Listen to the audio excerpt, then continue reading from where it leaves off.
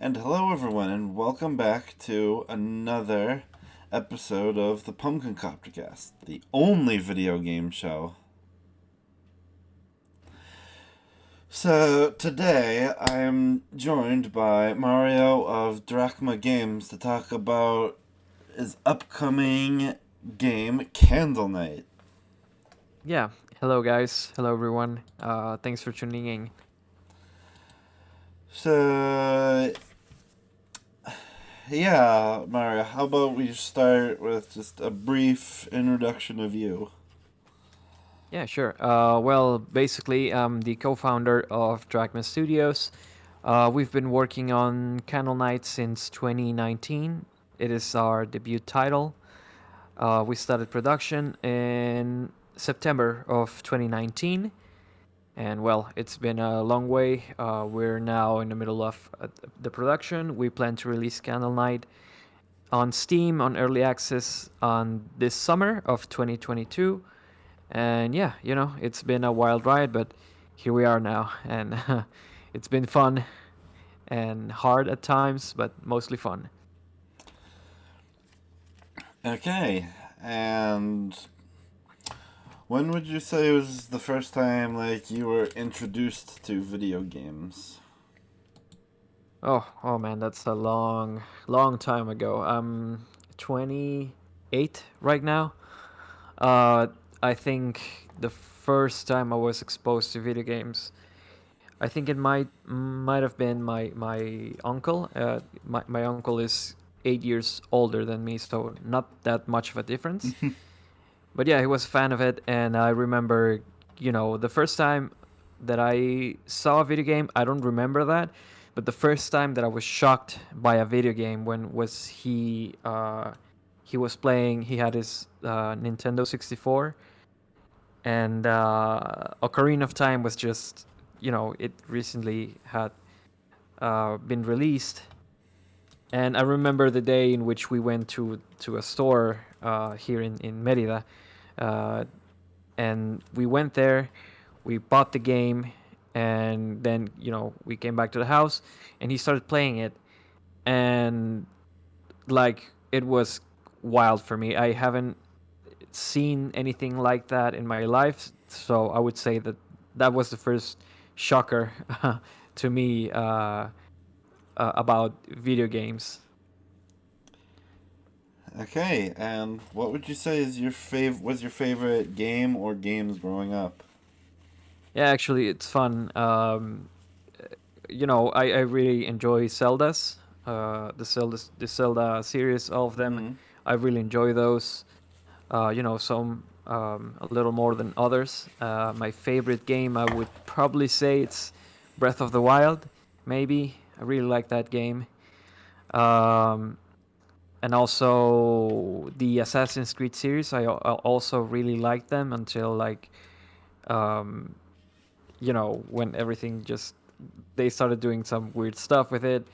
And Assassin's Creed, for example, Assassin's Creed 2, the Brotherhood Revelations, I really enjoyed those games. The Assassin's Creed 3 is also very good. And yeah, those are probably my one of my favorite games. All right, and what would you say is your favorite game or games now? Well, it's hard to say. I mentioned Breath of the Wild is one of my favorites of all Mm-hmm. time because I remember playing it and I was very immersed into it, and it's hard for some games to have that effect on me, but with Breath of the Wild, it just felt like natural to getting lost in the world and all of that. I really enjoyed that, and well, quite recently, I also played, for example, The Last of Us 2, which I really enjoyed. Like narratively, I think it's one. It's a very strong game because it tells a story that I don't think you could have the same effect if it were on any other kind of media. For example, if you watched a series about it, which it's actually coming out soon enough, but I think that The Last of Us 2 was just meant to be played as a video game. I don't think that like a series or maybe like a novel or I don't know, a book could have gotten the same reaction to me like the way that playing it did.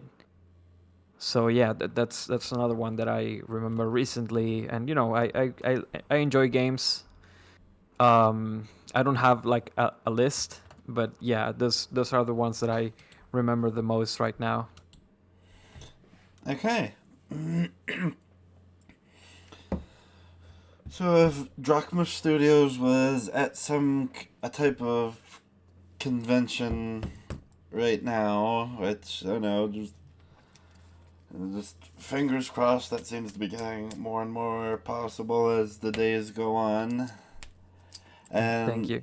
yeah, if you were at a convention like PAX or some other thing other than PAX, because I've only really been to like two types of conventions. Yeah. But if someone was walking by the Drachma Studios booth and just saw the trailer for Candle Night playing, what would be like the elevator pitch you'd give them to like try and get them hooked into it? Well, the visuals of the game are really a very strong element there. Mm-hmm. We really, the art team that we have right now in Dragma Studios, I think, is one of the strongest, definitely. So yeah, if I were to give a pitch, I have a pitch actually that I present usually to investors and stuff like that. And how would I sell the game? I would tell them, well, it's a 2.5D action adventure game. If you like platformers, if you like, for example, Hollow Knight, if you like Bloodstain, if you like any like dark themed, exploration into like castles and medieval stuff, that would be kind of your thing. So yeah, I would say if that's what you like, you can give it a try and see if you like it. We the atmosphere of the game is just like mostly it looks dark. The theme of the game is just lighting up the whole ruined castle that and in which Candle Knight um, is stranded at the moment, and yeah, we have some other mechanics that are really interesting to the game, in which we have like we call it an organic in-game difficulty system, in which you don't really like choose. In classic games you would choose like easy or normal or hard. Mm-hmm. We don't have that. We have a system in which you choose how hard the game is by playing it.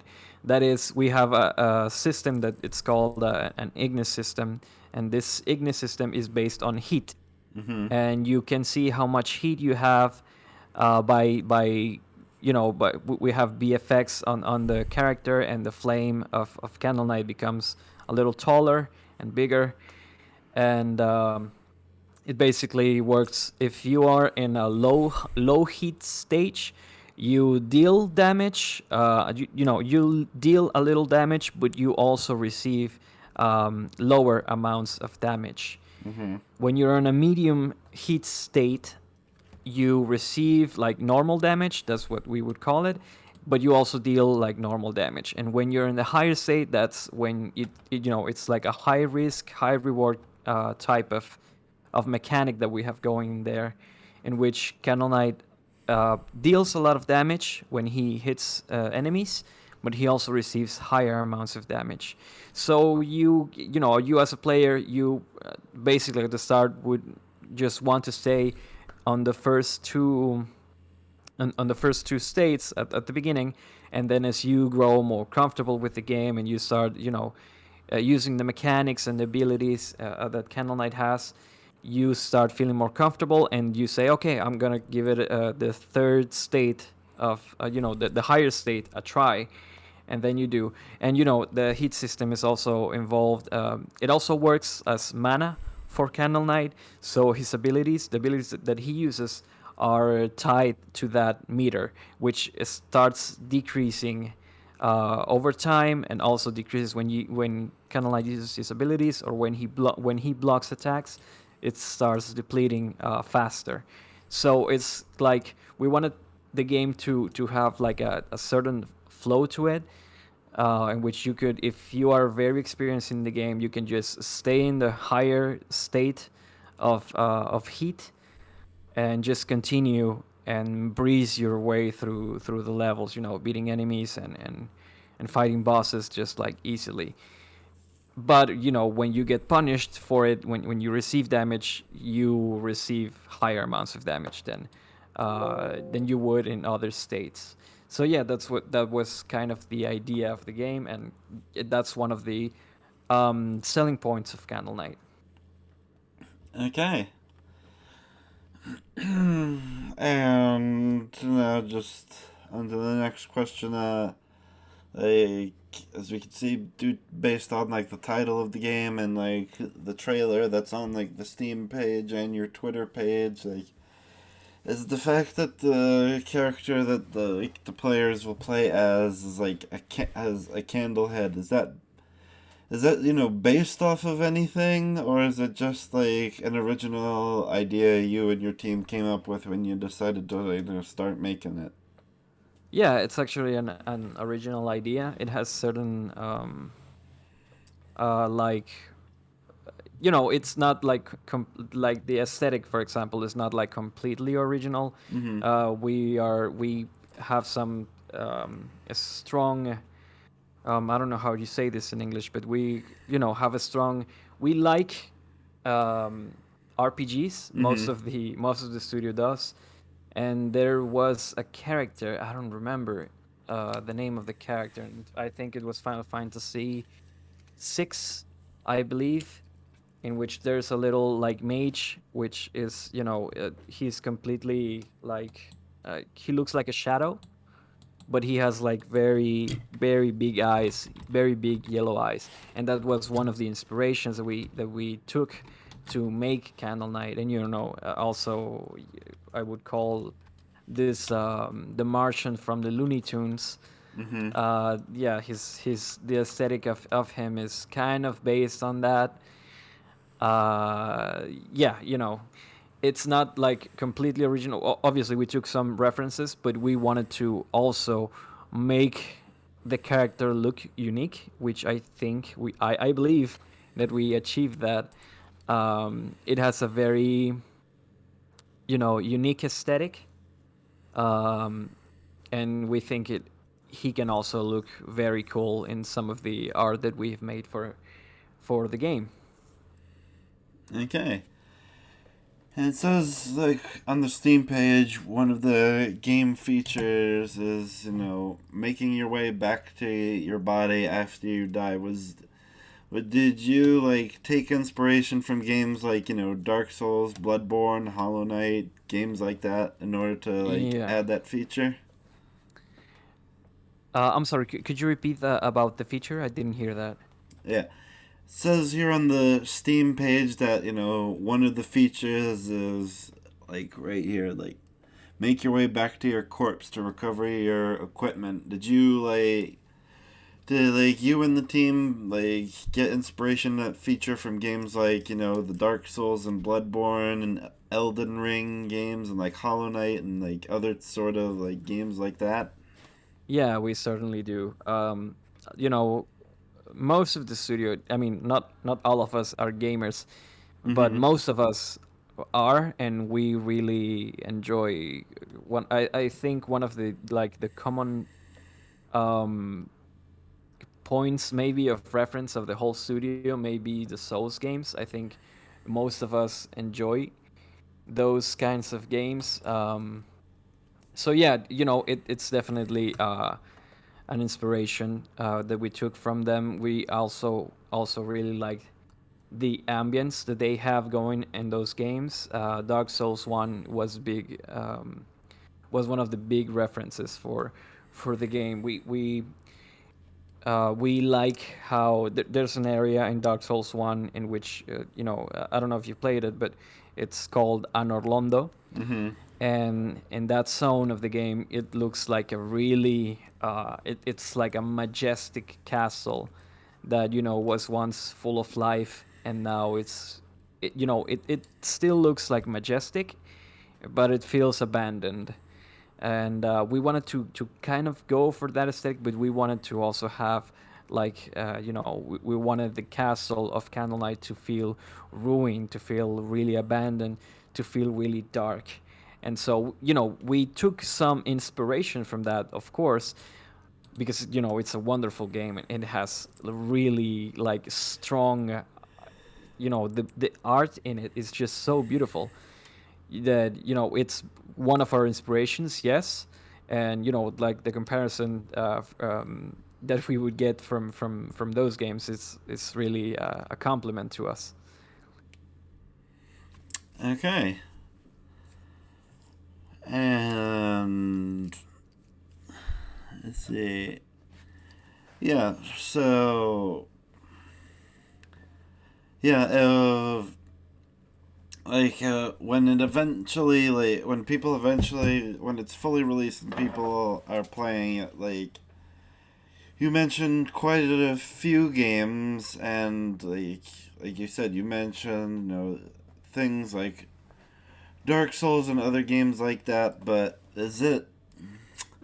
would you say is it like a Metroidvania type game, or is it a more like traditionally like linear type of game with like certain levels and like a more concrete middle and end?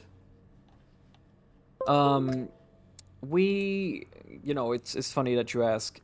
We started the development of the game and we started thinking we should go just for a Metroidvania, and we started branding the game Candle Knight as a Mm-hmm. Metroidvania. But as the development was moving forward, we realized there was some exploration, but we couldn't compare to like titles like Hollow Knight that have like huge sprawling maps with all kinds of shortcuts and zones and stuff like that, and you could just lose yourself playing, for example, Hollow Knight, because the map is like so huge. Mm-hmm. We didn't go for a huge map like, for example, Hollow Knight has, right? But we have certain elements of it there. Some of the elements um,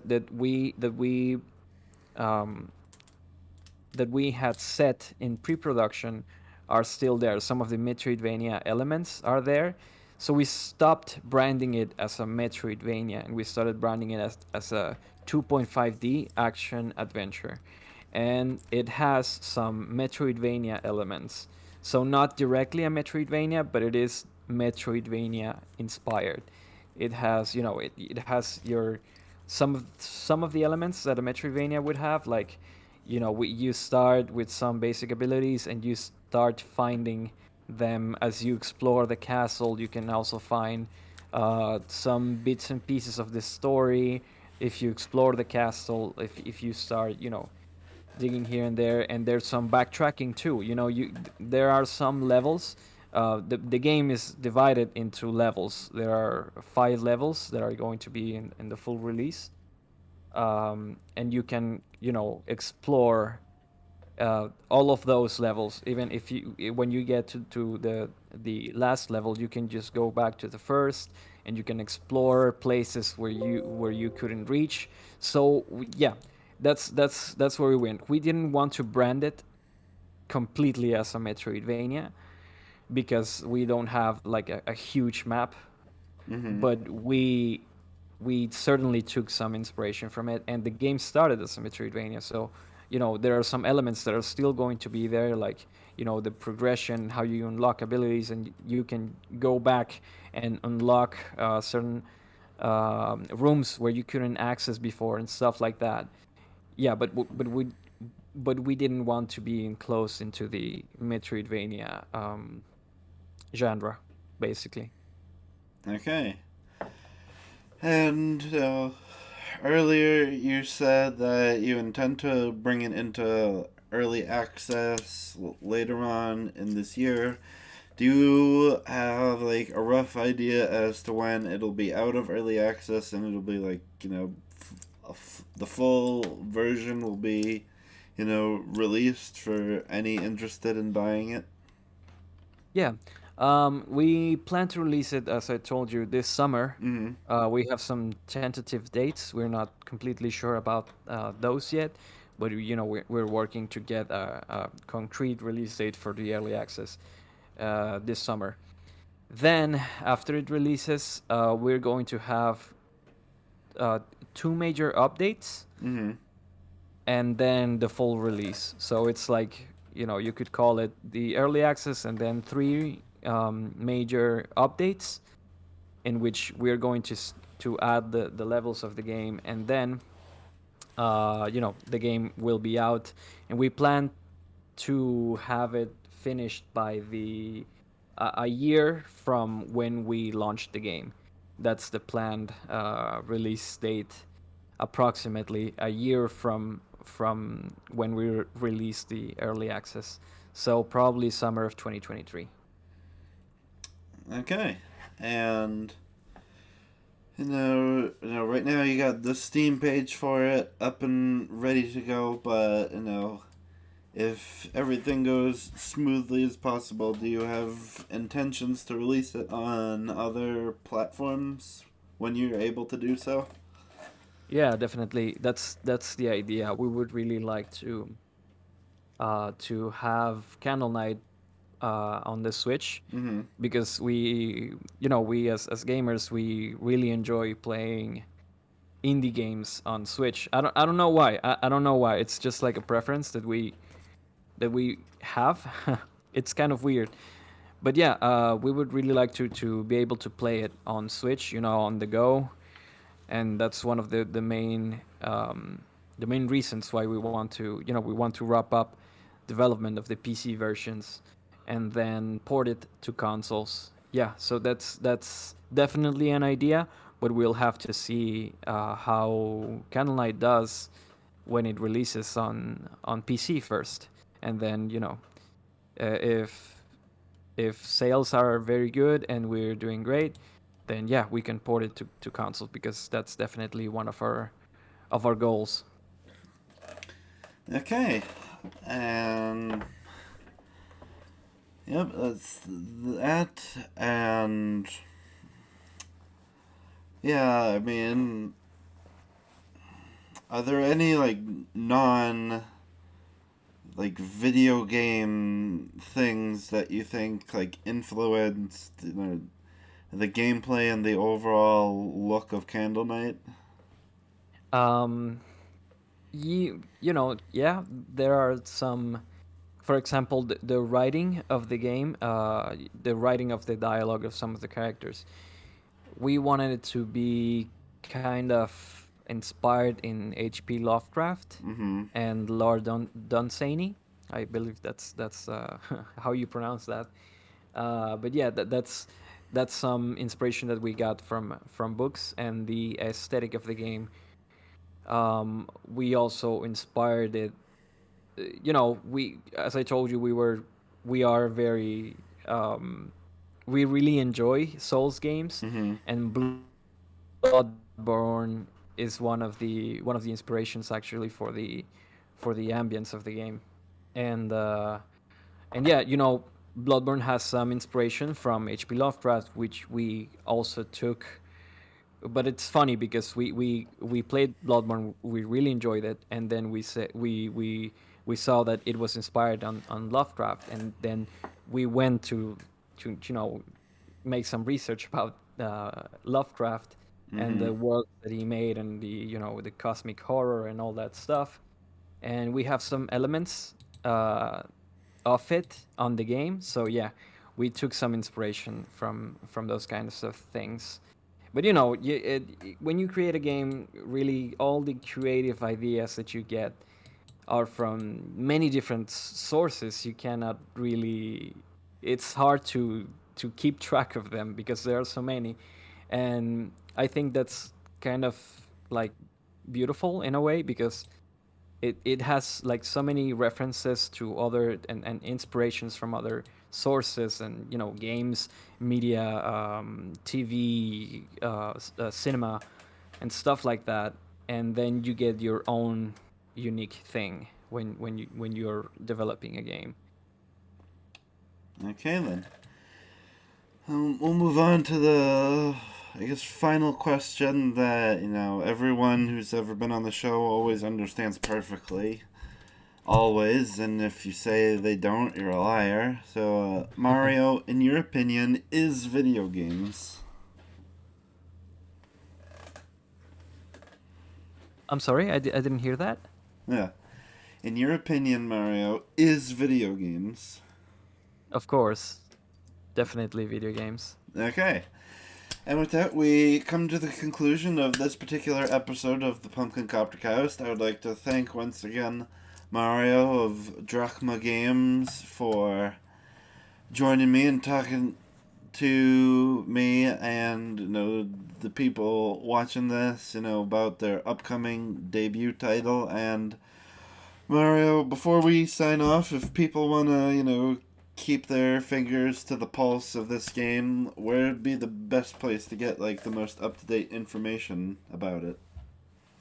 Um, we we have social channels. We're on Twitter. Mm-hmm. We have Facebook. Facebook is mostly now Spanish, but Twitter we have tweets. All the tweets are always in English. We have an Instagram. We have a TikTok that it's kind of abandoned, but we plan to uh, throw some updates here and there. We have those social channels. You can follow us. It's at Dracma Studios, and you can find us there, or you can just search for Candle Night, and I'm sure we will show up there on the results. And the best way to support us right now would be going to the Steam page that we have for Candle Night and adding it to your wish list. That's the best way that you can support us right now. Also following us and keeping in touch with the news that we have and all of that stuff. I also wanted to thank you for your time, Debbie. You're It's welcome. been it's been a very you know it's been very I sorry, sometimes I get lost, get my English words lost there, but it's been a wonderful time with you.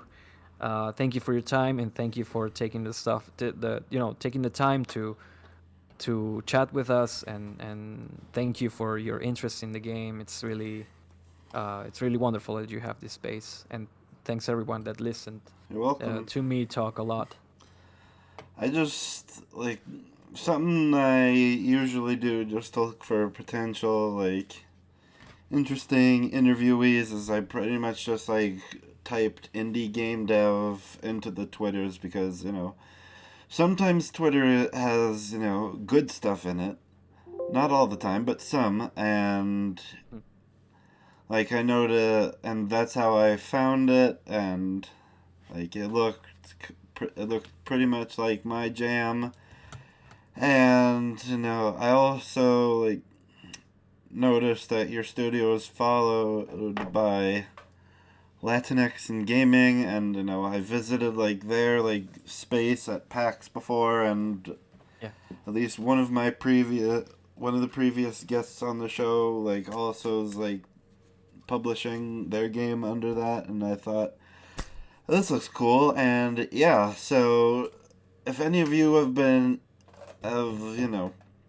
as Mario said, if Candle Night sounds like your type of jam, follow them on their Twitters and, wishlist them on Steam. And if you like hearing to me ramble on and on, you can, like and subscribe on YouTube. Hit the little bell icon so you know when I post stuff.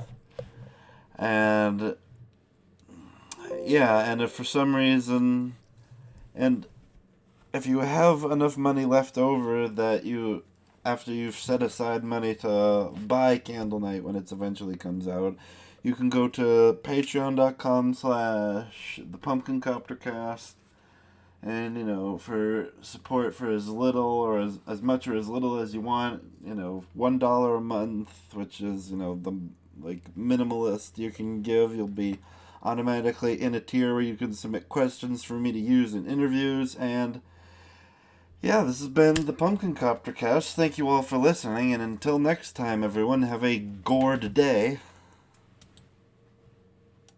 Goodbye, everyone.